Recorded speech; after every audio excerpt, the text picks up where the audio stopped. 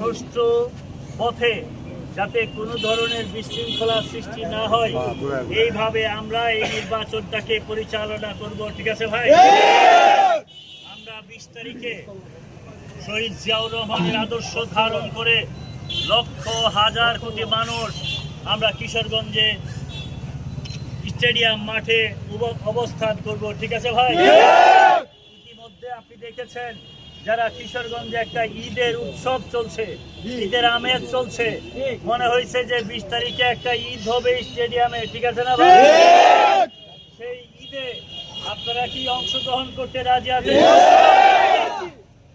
আমি আজকে আমাদের সদর উপজেলা বিএনপির উদ্যোগে আপনারা যে আলোচনা করতে এসেছেন, আসলে এই উদ্যোগে না, সেটা জেলা বিএনপির সম্মেলন উপলক্ষে আমাকে অনেকেই অনুরোধ করেছেন যে এই নির্বাচনে প্রার্থী হওয়ার জন্য। বিশেষ করে আমার আশেপাশে যারা আছেন, আপনাদের বাম পাশে আছেন গোলাপ, সে সদর উপজেলা বিএনপির সহ সভাপতি হয়েছেন।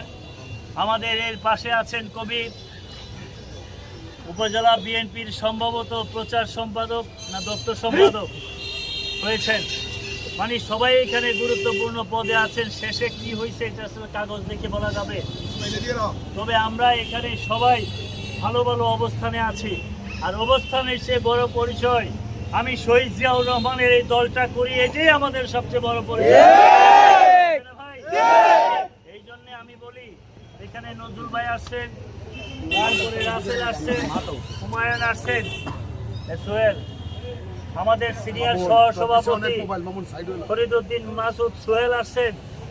আচ্ছা, ওই যে ছাত্র দলের কি আসছে, আসবে না? বিকালে যাও না, হ্যাঁ আসছে কিনা?